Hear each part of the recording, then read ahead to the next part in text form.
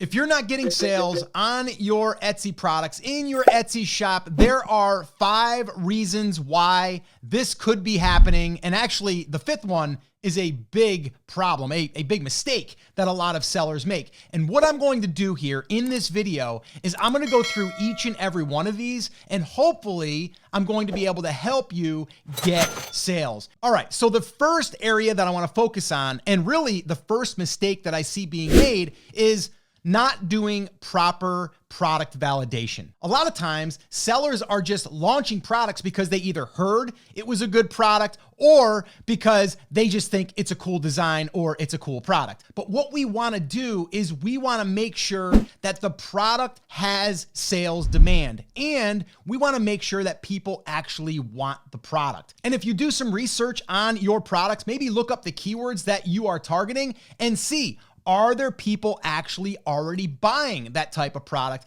And if they're not, guess what? You have a sales demand problem. And what are you going to do to fix that? Probably nothing. What you're going to do is pick better products that have sales demand. So that's number 1. So let me show you a quick example of how I look at sales demand, and I can see what kind of traffic potential this type of product has. So let's say, for example, I'm selling bass fishing hats. What I would first do is I would go to the search bar in Etsy and I would type in bass fishing hat. Then from there, what I would do is use a tool called Everbee. And I'll leave a link in the description if you want to try that for free, by the way. So all you do is just click on product analytics.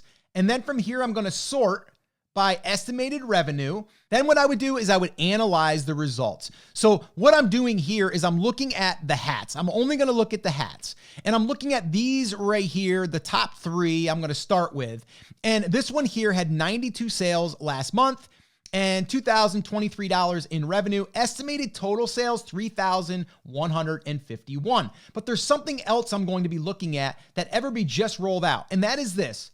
Views. I can see it's had almost 300,000 views, and this is, let's see, this listing is 33 months old, so almost 3 years, but that's still a good number. But let's look at another example. Here's another one, and this is another hat, and it had, let's see, total sales 1,562. Okay, the listing is 46 months, so about 4 years old. Now that one there has had 88,000. That's still a pretty good number. But the other thing I look at is favorites. How many times has it been favorited?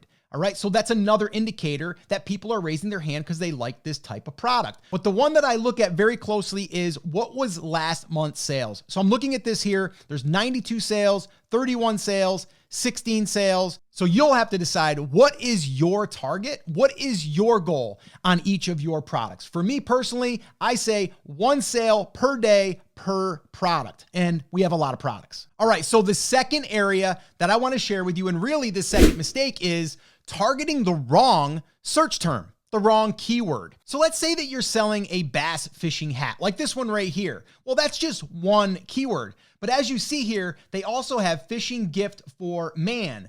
And maybe that is a term that you're not using, and maybe that one is driving a bulk of the sales. So what you need to do is make sure that you're doing your keyword research. And the way that you do that is you look at your competition and get clues, get ideas. Now, there's really just 2 areas that you're going to look at inside of your own listing. Now, once again, we're going to look at the product that we are comparing ours to so we can make sure that it's getting some sales demand. But if we've done that and we're not getting some sales demand, or we're not even getting views on our listing, then what we want to do is analyze the top sellers. So in this case, I would look at the title and make sure that I have things that they're including in the title.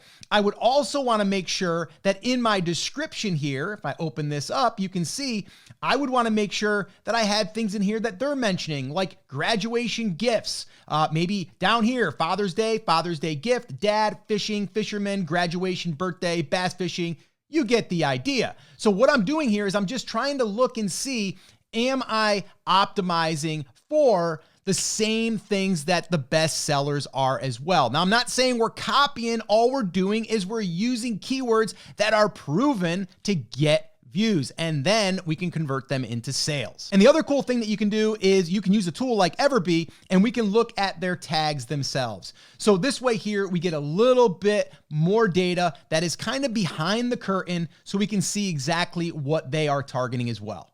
All right, moving on. Number 3, as far as what we can look at and see why we're not getting sales. So let's say that we are getting views, okay, because we've optimized it correctly and we have sales demand, so we know that people are searching for it. Now we want to look at why isn't it converting? We're getting views, but we're not getting sales. What could it be? Well, we want to look at the images. And this is another thing I see a lot of new sellers making and seasoned sellers is poor images. It's what's going to get people to click. So the images are so important. So you really should take time to create a really high quality image, also one that is close up that shows the detail.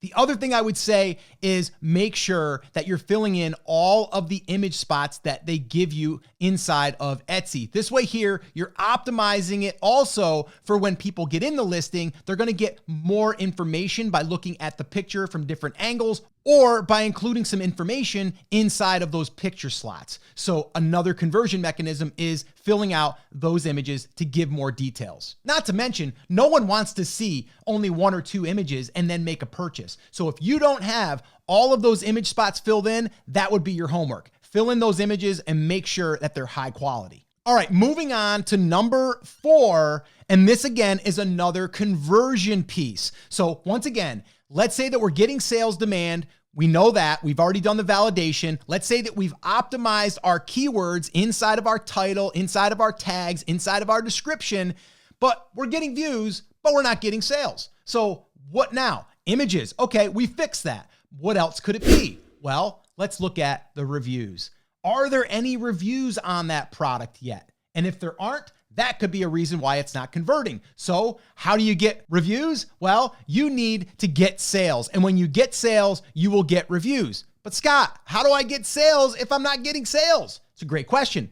If you're not yet running Etsy ads, I would run them even on a small budget to get the traffic to that, but only once you've fixed the optimization issues that we talked about earlier. If we don't optimize for conversions, we are not going to be able to convert. So make sure that you do that before you turn on any ads. But once we turn on ads, now Etsy is actually going to go fetch those reviews for us. All right. So we want to get sales through the door so we can get some reviews. Now, the other side of it could be maybe you do have some reviews, but you have a couple of 1 stars or 2 stars. Now, one thing that you can do, my wife has done this. This is a great way to take a 1 star and turn it into a 4 or a 5 star. And that is don't comment yet on that. Don't reply back to that negative review yet. Reach out to that individual and try to make them happy. A lot of times they will change their review.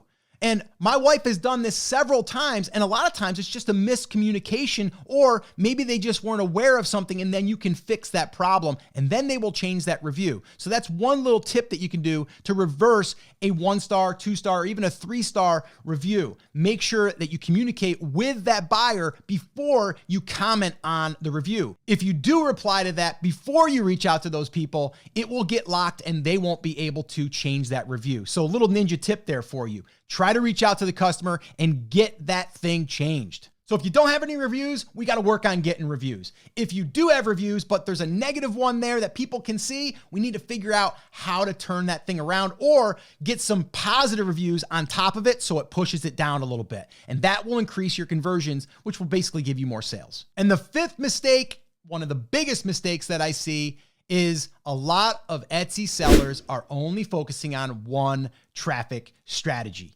And that traffic strategy is that big buzzword that we hear all the time, SEO.